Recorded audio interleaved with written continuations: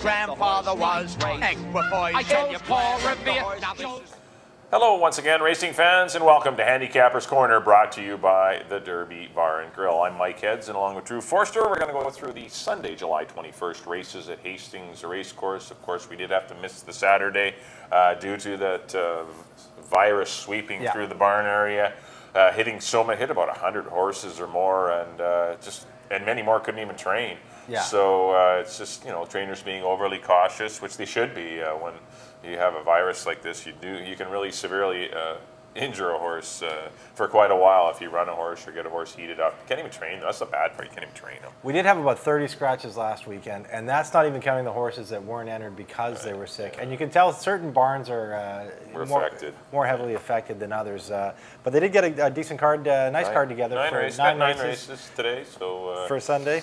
Let's get right into it. First half of the daily double. I got some 2-year-olds for you going 6 furlongs. Just got a 6-pack signed on. I went to the 4-horse Cougarville for Craig McPherson. Richard Hamill rides. A daughter of Congrats. I like the work tab. I like the connections. The Copper Water Thoroughbred Company have really gone out and spent a lot of money, and kudos to them. They've got a nice little colt and Bluegrass Pride and Miss Derrick. Miss Derrick, they've gone out and spent some money, and they're reaping some rewards, winning some nice races as well. And they could have a nice little youngster here that they bought out of the Keeneland sale called Cougarville, and I'm going to try her to win it. A series of good 5/8s, and that's enough for me to lean to her. I put the 3 Quiet Finality in for second. I kind of like this horse. Had some crazy good works going into that race, but did not run to the workouts. Maybe sometimes they do get that deer in the headlights look, and they don't. They just run around there without a purpose. But second time out, they really do grasp everything and run a lot better, and I'm hoping that's the case. And don't be scared that Amadeo Perez isn't back on Quiet Finale. Amadeo is in Seattle on Sunday. With Aaron Greider. And Aaron Greider's there. Both of them are down there riding the Mount Rainier. Amadeo's on Herbie D, of course, and Aaron Greider is on Hoist.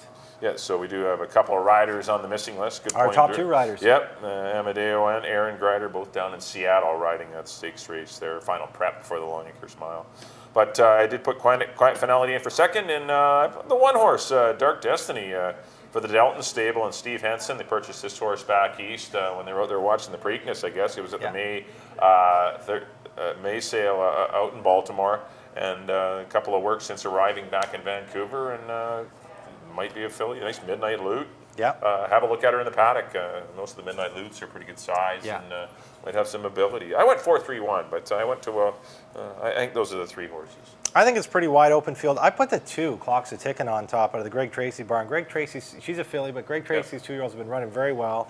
I like the 6 furlongs. She's a gilded time out of a crypto clearance mare. And I just like the work tab. The works aren't spectacular, but it goes a long way back. You can tell this filly's going to be fit. It's going to be ready to go. So I got Clocks of Ticking on top. The second spot I put Cougarville for the reasons you mentioned, the Copper Water Thoroughbreds horse. And the third spot I put Devon Way, a good third, only got to be 3 lengths by Space Junk and Little Boston Balancing Dancer in the first start. And that was got him a trip around there.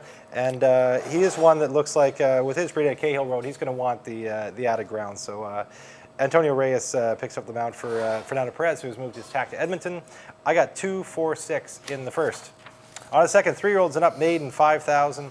I've gone to probably your likely favorite in here, Scroll Work out of the Dino Condolinos barn. Dino's horse has been running very good this year. Ran him first out for maiden 10. He ran into a very tough maiden 10 with a step up and hardware. He came back and dirty tough. Yeah, very tough. Block or very tough maiden 10 his first start. He didn't show a whole lot that day, but he drops down to maiden 5. He's got the race under his belt, so I like Scroll Work. The second spot I put the 6 Car Talk. He's always right there. Just been missing. I had a few rough trips. Always, because he comes from out of it or a few lakes off it, he always seems to somehow find himself wide or in a little bit of trouble. Alex Marty picks up the mount. He gets a little bit of weight off with a clean trip. I like Car Talk in second. And the third spot, I put I'm Famous. His 20th try at this maiden 5 level. Been looking like the horse to beat in a few of these. Marlo Dunn is retired. Scott Williams takes over, and a little bit stronger rider might not hurt I'm Famous. So I got 3, 6, and 2. Yeah, I've gone to the 20-time or 19-time maiden in here. I'm Famous. This horse was was really compromised by a terrible trip last time. It was 4 and 5 wide the whole race. You just can't do that and win. And this horse, I think the stretch will help. I'm Famous. Might even be able to get the lead in this race, and I think Scott might be able to control the tempo. This race does feature some nice drop downs in here, like the 3 scroll work. It was a definite, definite tick mark. You got to have him on your ticket. And he's definitely alive in here, and he goes in blinkers too. He was a little obstinate to go to the gate, but he ended up running, as you mentioned, against some pretty tough horses that step up race. And I put Car Talk in for third. I went 2, 3, and so I got the same 3 horses, but I went to I'm Famous to win it. I just, another horse I kind of picked quite often, and just had 19 times. No, I picked him 19, but I picked him a lot. 2, 3, 6 for me in Sunday's second. On to the third race, so get some more 2-year-olds for you here. They're going to shorten up to 3.5 for this race, though. Got a field of 7. I've landed on the 3-horse Arabella's Muse. I think this horse has some credentials out of a champion mare called Excited Miss. Works are great. So you got the pedigree, the works, connections are good. Frank's excellent with 2-year-olds. Nicely drawn in gate 3. I got to go to Arabella's Muse to win it. I put the 7 Aspen Getaway in for second. Colt by Gilded Time out of a mare that could run. I think she was in the Dave Forster barn. Page Design. Yep. And a good string of works. 35 and 1. Nice 37 out of the gate. So definitely some good. Lots of bullets good works for Craig McPherson and Peter Redekop. And the 5-horse Indian War Cry, I think, is the better of the 2 Greg Tracy runners. Scott Williams will ride. Really was in trouble, compromised at the start last time, and I think with a better beginning, this horse, who did cost quite a penny at the sale, might improve a lot. So I went 3, 7, and 5. I say exactly the same way. I really like the 3, though, Arabella's Muse. I got her on top. I know the barn's quite high on her. The works look good, as you mentioned, the breeding. All signs here point to Arabella's Muse for me. Aspen Getaway, as you mentioned, the Peter Redekop horse in there, I have him in second, and Indian War Cry for third. I got the same as Mike. I got 3, 7, and 5. On to the 4th. Fillies and Mares, non-winners of 2 this year for $5,000. And I've gone to the Rail Horse Century Union. Absolutely crushed a 4,002 non-field.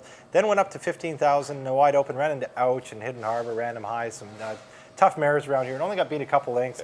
Now drops down into the 5,000 non-2 level. She looks like a handful in here. I got her on top. The second spot, I got El Ciervo, another one who was in that $15,000 race with Ouch and Hidden Harbor. She only got beat 3.5, and she drops into this race too. Those look like your 2 horses, but I do like Century Union on top. And the third spot, Undo It, one who just won her non-winners of the year. This is the logical spot for her out of the Pedro Alvarado barn to go into the 5 non-2. I got 1, 2, 3. I didn't even look at the second page. Yeah, no, I like Rainbows in the Wood to get in there. That's the only horse that I did. Absolutely. I agree with you, though. The 2 and the 1 are the horses to beat. I went with El Ciervo, maybe to turn the tables on Century Union, but they're both coming out of an extremely tough $15,000 claimer. The winner came back to win for $25,000.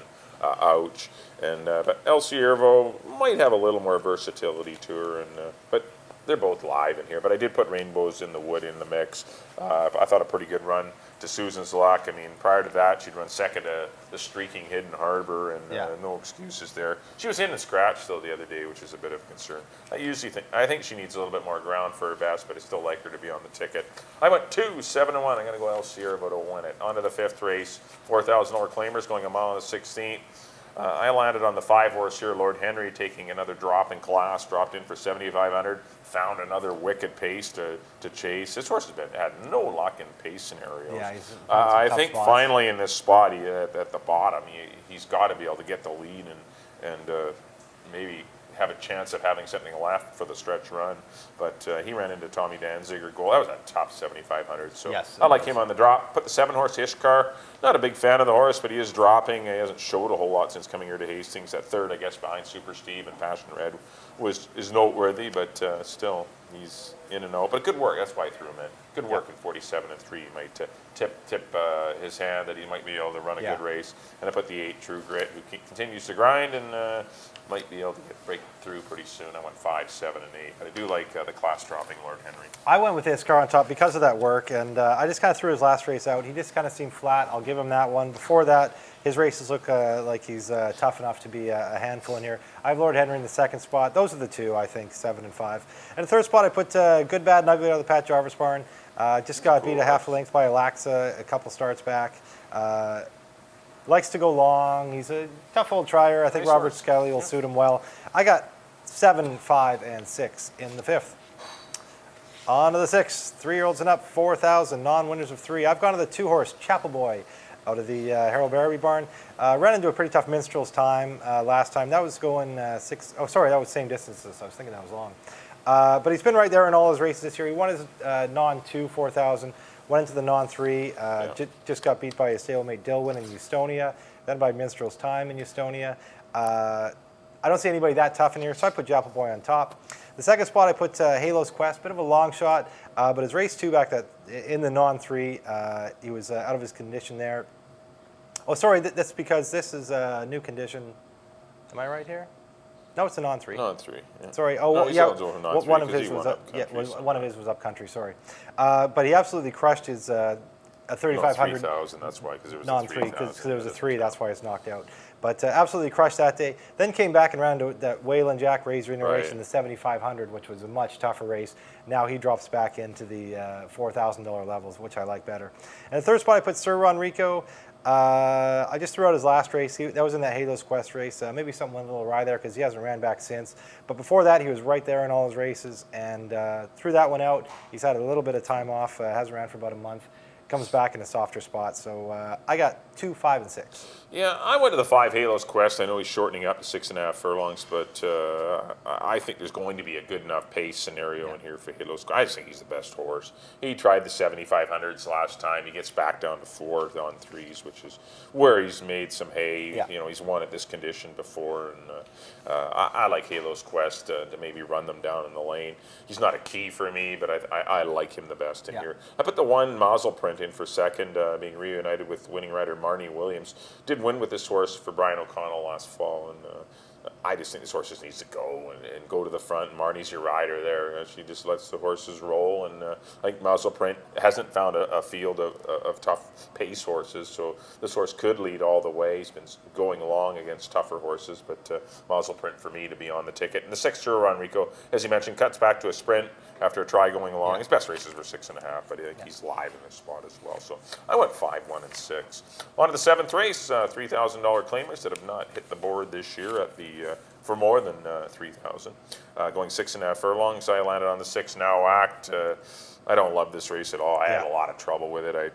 It's, 6 horses that. Yeah, anytime you're dealing with horses that had a tough season, it's tough to kind of there's no shuffle around and see who you like. No Cherokee Tier in this one. Yeah. But Now Act, I'm going to go with dropping in class, and a horse that can show some more speed might be able to wake up in this spot. I put the 4 JJ's Gypsy. Ran a big race at this level last time. It was carved out a little too quick of fractions. Maybe with better rating under Alex Marty, this horse will be dangerous. And the 2 horse Shingen Bolt, who I liked last time on the shorten up from 1 mile and 16th, did run a decent third. I put that horse in for third, but tough to fall in love with anyone here. I went 6, 4, and 2. Yeah, I got a few of the same horses, but I put Dees Victor out of the I can see that. Brian O'Connell barn. Fancy anybody. Yeah, I know. You could look a lot of different ways here. I went with Dees Victor. Ran a couple good races, not great races, but decent races behind like Swiss Arrogant and Time Machine, Swongs, Funny Face, those kind of horses.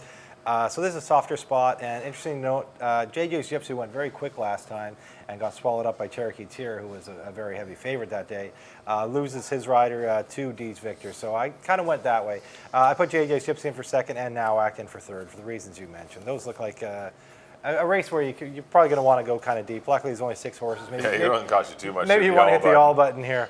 I went 1, 4, and 6. On to the 8th race, claiming 7,500 for 3-year-olds and up. And I've gone to the rail horse Goldfire. Dropped down to this level last time and ran into the very tough Tommy Danziger, who was also dropping. And Tommy went out to the front and never looked back. Goldfire made a nice run behind him and did his best to catch him, but got beat about 3/4 of a length. I don't see anybody as tough in here as Tommy Danziger, so I think Goldfire is your horse to beat. Hopefully there's enough pace to set him up, which I think there will be. In the second spot, I put Sufi Dancer. His 2 races this year for 5,000, he absolutely crushed. He went up to the $7,500 level and going long. Ran into some tough kind of specialists at that distance with Talkett's Charms. Came back and won for 10 grand. Yeah. Got claimed, too. So he ran into them and then went back to 5,000, absolutely crushed again. So I just like the way he's going.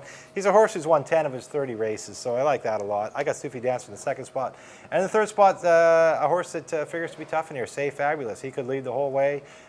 He was up that $10,000 level, got beat by Talk His Charm, but he was a good price that day. 15-1 and led the whole way. Looked like he was going to steal it and just got caught late. So I got 1, 3, and 4 in the 8th. Yeah, I've gone to the 2-horse in here, Joy of the Lord. I Yeah. like this horse on the drop from 10,000 down for Yeah, I can see that. or for 75. Pardon me. His best races are going a mile and a 16th. He's had his 2 sprint, exercise races, Yeah. so to speak. He was a good second despite a 3-wide trip behind Lookout Dubai last time. But I just think this horse is better on the stretch out, and Frank Fuentes knows him well. And as I mentioned, most of his wins throughout he's 5 for 14 at the distance in the win column, and that's solid at Hastings. I put Goldfire in for second. Really had every shot to win last time. He got a 46-4 opening half, and did not run by Tommy Danziger, which is a little disappointing because I don't think he's going to get that kind of pace this time. But I still must respect him at this level. There's only 6 horses in the race, and but it was tough for me between Joy of the Lord and Goldfire. I think they're interchangeable, but I went 2 over the 1, and I put Say Fabulous in for third. As you mentioned, I can see this horse winning too. Finally gets rid of Talk His Charm, and he's run 2. He's a very unlucky horse. He should have won a couple races, but Talk His Charm is on a roll right now. But I went 2, 1, and 4 in race number 8. On to the 9th and final. 9 races. Seems like a marathon card. Yeah. Me too spoiled with these 7 race Got to have a cards. nap in the middle. I know. Have a little break commercial or something. But we got some $3,000 fillies and mares here going 6.5 furlongs. I ended up on the 2-horse We Are One. Ran second in this condition last time and hooked into Camino. Unlucky there. Thought ran a winning race under Keisha Balgobin and just didn't get the money. But this horse looks pretty good. Put the 1-horse Perfect Light in for second. Probably not her best distance, but still needed the race last time, been off for a little. Only had a couple races since February. Didn't get the best of trips, kind of got shuffled back. I think this horse will be more of a force in this race today. And I put the 5, A Girl's Gotta Live, who has some speed. And could be dangerous. I thought those 2 races that he's coming out of are pretty live. The Always Run on Sunday race and the Pine Walk race. Those are, I think, tougher horses than the ones she's facing. So I gave this horse a good long look. So I went 2, We Are One. I went 2, 1, and 5. I agree with We Are One. I picked We Are One over Camino last time, and Camino was just too much for her. Yeah. But now I think it's her turn. I put Girls Gotta Live in the second spot. As you mentioned, only got beat 3 lengths by Always Red on Sunday and Little Miss Bean. Her first start here, and then another one, then dropped to the 4,000 on 2 level, ran into Pine Walk and Lady Born and Princess Sparkle, so it's some other decent horses. So I think she fits well into this condition for Danny Williams. And in third spot, I put Fools Never Know out of the Pat Jarvis barn. Another one that ran into Rainbows in the Woods, Susan's Luck, See Eye to Eye. Been running against some tougher horses, so I'll give her a nod for third. I got 2, 5, and 6 in the nightcap on Sunday, and that'll do it for our analysis of the Sunday.